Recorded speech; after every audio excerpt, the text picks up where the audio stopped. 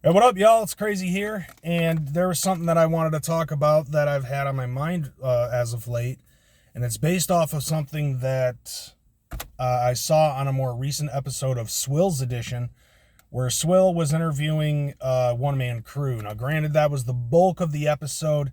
That's not what I wanted to talk about. It was actually towards the end of the episode where Swill was talking with somebody else about how many new subscribers that they got since they started the episode. And he kind of compared it to clout numbers and kind of ragged on Juggafamousness. And that's what I wanted to talk about, was being Juggafamous. Now, granted, I know that Swill's Edition is kind of poke fun at everyone and everything kind of a format, and that's fine. But it still was something that I felt was pretty thought-provoking, because Juggafamousness has been something that has been thrown around for a good part of the last 10 years or so. And some people usually tend to use the Juggafamousness thing as a, not even a term of endearment. If anything, quite the contrary. People use the Juggafamous thing as a means to put somebody down. And I find that there are quite a few people in the Juggalo community that have that thing. But I feel like that people use Juggafamous as some sort of a fucking stigma, which makes absolutely no fucking sense to me, to try to be like, oh, if you're trying to become Juggafamous, or if you are Juggafamous, then that's a negative misnomer. And I'm actually here in a sense to advocate for the positivity of Juggafamousness. The reason why is because I've been on this platform on YouTube for almost 20 fucking years, and my name has been around for quite some time. Now, I find that there are two types of people, maybe more, but these are the two that I really want to focus on, and that are the people who actively are trying to fucking become Juggafamous, and with those people, they're basically here today, gone tomorrow. Like we've seen with the Amazing Jekyll Sisters or Toxic Plague Entertainment. They were big one day and then they kind of just dissipated, disappeared into the ether. And those are the type of people who I feel like are literally actively going out of their way to try to become Juggafamous. Known in the Juggalo community for whatever fucking content that they do, and it's just for the sole purpose of Juggafamousness or trying to get paid or something to that effect. Just basically short-term popularity. And then there are other people who I put myself in this category, who become Juggafamous without trying to become Juggafamous. And I personally put myself in that category because for the longest time, I've had people that have come to me and talked to me about the Juggafamousness thing in a sense of saying that I am a Juggafamous kind of Juggalo celebrity in small circles, obviously, because of the longevity that I've had, my interactions with other people, my involvement with other Juggalos, and stuff like that. And for the longest time, I said to people that I really didn't consider myself to be Juggafamous. I'm no different than any other Juggalo, or any other person for that matter. But it seems to me that in the past almost 20 years of my experience of making videos, doing lives, going to shows, going to gatherings, and so on and so forth, like, my name is out there. My face is recognizable. People know who the fuck I am. And I really think that it hit me heavy when I had my first interaction with Darby O'Trill, the day before he got signed to Chapter 17 officially. I bumped into him at one of the Three-Headed Monster shows because he had opened up for them. And I hit him up and I told him, I love the set. You killed the fucking stage. He said, and he turned around to give me the yay old thanks, man. I appreciate that. But he stopped himself and he's like, holy shit, you're crazy, McKormik. He knew who the fuck I was. I feel like that along with other future interactions that I've had with Darby O'Trill has really actually solidified the fact that I could consider myself to be somebody who is Juggafamous. Now, when I first started doing stuff on YouTube, I had no intentions of becoming a personality figure in the Juggalo community whatsoever.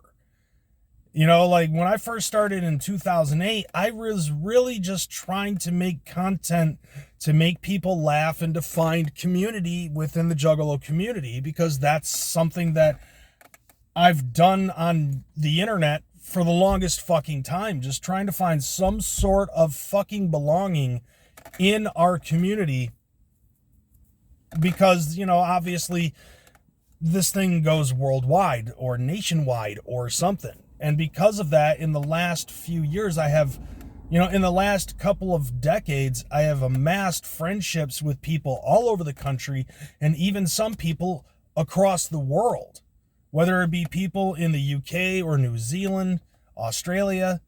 You know, there are a lot of people in this world that I have created friendships with because of that. Now, keeping in mind, of course, like I said, when I first started, it was in 2008. YouTube on 2008, there was no monetization or anything like that. Monetization didn't become a thing for another couple of years. So for the most part, the videos that I made were mainly meant to be a variety of different types of videos to make people fucking laugh. And then eventually it got to a point where I was discussing some of the things that I was feeling about the Juggalo community and some of the things that I felt was wrong with it.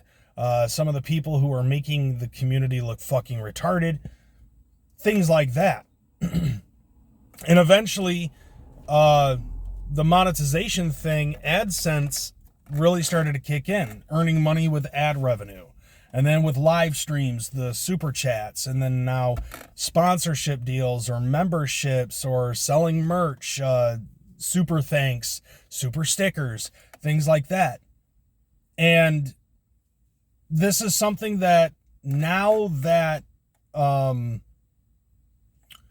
this has become kind of a normalcy, I want to have the capability to help other juggalos try to fucking get to that 1,000 subscriber mark and be able to get the viewership that they need in order to become monetized. To me, it's like there's there's different ways on how you can handle the Juggafamousness.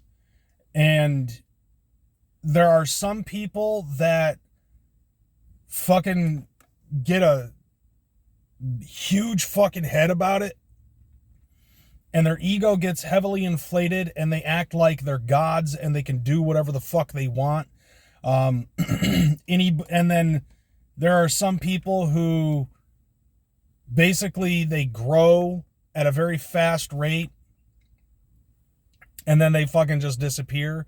There are some people who end up having the slow build, which I personally feel is the best way to fucking do it, because you keep your humility that way. You stay humble with the slow build. And there are some people who basically just end up sitting around hoping that one day somebody's going to give them a $5 super chat based out of pity. Meanwhile, they're drinking themselves retarded. So there's, and then on top of that, like, there are a lot of pros and cons when it concerns, like, being Juggafamous. Obviously, you're going to get a lot of recognition at shows and at the gathering and shit like that. There might be some people who end up somehow figuring out a way on how to get an in with Psychopathic Records, whether it be like being lucky enough to do an event at one of the, at the gathering, or in my case, DCG Con. Then there's also like some of the perks of being recognized by Johnny-come-latelys in the Juggalo community. And I'm not saying that to be dismissive, we're all fucking juggalos at the end of the day. But there's also like a lot of people who tend to see, oh, you're getting monetized on social media platforms, and then they start fucking hating on you, or they hate you because of the number of subscribers that you have, or they hate you because of the type of shoes that you wear at the Gathering of the Juggalos, or they hate you because of whatever dumb reason that just seems absolutely asinine to the regular mind. You know, like, you're going to have your fair share of fans, you're going to have your fair share of haters, which they in and of themselves are also fans. But I find absolutely no personal problem whatsoever now of being recognized in the fucking Juggalo community. I personally have had conversations with other people that are on YouTube, friends of mine, especially one that was really one of the biggest fucking names in the YouTube Juggalo community. And I told him, I love the fact that you have these interactions with these other people, and that's something that I fucking strive for. I want what you have. And he tried to tell me, no, you don't. The type of person that you are, you do not want this. And I personally disagree with that, because I look at it from a different perspective. I love the interactions that I have with the people who love my content, and I just dismiss the people who basically are trying to fucking give me shit because, well, you're watching and you're basically wasting your time fucking hating on me. At this point, that's where I am. Good for you if you fucking don't like me and think that anything that you say or do is really going to affect me. But the fact is that when it concerns this Juggafamous thing, I personally don't think that it should be used as a means to try to fucking have a negative stigma. I don't feel like that should be a thing anymore. If anything, I personally feel like if you're doing something on social media, especially now, it's not just for the sake of the entertainment. You do want to earn this monetization. You know, you want that ad revenue. You want that super chat. You know, it's a you know, doing stuff on social media nowadays is basically almost the same thing as the fucking gig economy. It always has been. You know, I don't personally feel like that this type of thing should actually be looked at in a negative light. There's nothing wrong with being able to make any kind of monetization, whether it's big or small. There's nothing wrong with getting a little side hustle money, you know, just as long as it doesn't go to your fucking head and you end up being a fucking dickhead thinking that you're better than everyone else because you have a social media platform. Because guess what? Everybody has the capability of having a social media platform. It's just how you handle it that's really going to show who you really are on the inside. And there, like I said, there are a lot of people who are able to handle it pretty good. And there are some people who just really don't know how to handle the popularity. You know, there are some people who end up fucking getting monetization on YouTube and they end up fucking forming some sort of a weird God complex or a Napoleon complex or something like that. And they think that they're better than everyone else because they're getting paid. And that's honestly a bad thing, but you really can't tell until something like that fucking happens. But personally, I personally love being, being involved in the Juggalo community, having these interactions with people, being recognized by people who I don't personally know at the Gathering of the Juggalos has always been a major highlight in my life. I would probably say the best one that I had was at Super Gathering. I actually signed somebody's fucking hockey jersey. I was the first person to sign his hockey jersey, and he wanted everybody at the autograph tent to fucking sign it. And I was the first person. And it was just right at a fucking baller's lap that had happened. Practically the biggest highlight of my being Juggafamous. And to be perfectly honest, like, it does feel a little weird fucking saying it a lot, but at the same time, facts are facts. Like, people know who I am. I'm recognized at shows and events. And to be totally honest, I personally love the shit. So if you personally are trying to fucking do something in social media regardless as to whether or not it's something that you're striving for is to become Juggafamous, you are going to become Juggafamous. As long as you're being recognized by people in the fucking community, you are going to have that. And it doesn't matter if, and I know that with a lot of the stuff that I've been saying on here, I've been limiting it to YouTube, but you can get Juggafamous for doing stuff on Facebook. You can get Juggafamous for doing stuff on Instagram, TikTok, OnlyFans, whatever the fuck. You know, like a lot, X even, you know, like all of these different social media platforms, there's a way to get recognized. I mean, like, there's ninjas on Twitch that are getting fucking Juggafamous out there, like Captain Juggalo, Gloom Unit TV, fucking Acetone's been a known name for a long time though. Frankie Goldie, same thing. Fucking hell, Scum. Scum, I would probably say, is Juggafamous as fuck. You know, for obvious fucking reasons. You know, a lot of rappers in the Juggalo community, they have their fucking name put out there. But it's the ones that are like literally actively trying to become fucking Juggafamous are the ones that I kind of fucking, you know, bombastic side eye. You know what I'm saying? The ones that are literally actively going out of their way to try to become Juggafamous are the ones that I kind of have to fucking side eye, because I'm not sure if their fucking means are legit. So, like, granted, there's a lot of negatives, I guess I could say, that lead towards the whole Juggafamousness. I feel like that the small positive perks are actually the best. That's basically all that I had to say with all of that shit. I personally don't have a problem with it. I'm warming up to the idea of calling myself that. And I'm not trying to say that in an egotistical way. The way that I see it is this is like, I've been on social media for almost 20 fucking years.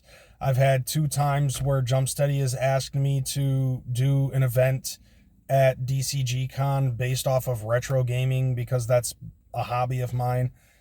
And I'm not trying to say that shit to be a clout chaser or anything like that. Like, I don't chase clout. I attract it, apparently. And personally, I feel like I've earned that shit. People have been recognizing me at shows. I've amassed friendships over the last almost 20 years thanks to the stuff that I've been doing on YouTube since 2008. Facts are facts, and that's just how it is. And anybody that's on the come up with that shit on YouTube, that's going to be the same thing for you. You know, even if it's just reaching 500 subscribers, passing the 1,000 subscriber threshold mark, or even surpassing my fucking numbers, which I know that there are a lot of juggalos out there who do that and have done that. You know, it's practically fucking inevitable. So it's something that you might want to just slowly let it, becoming accepting of that fact. With that being said, I'm getting up out of here. Thank you guys for listening to my fucking TED Talk. And I'm out this bitch. Deuces.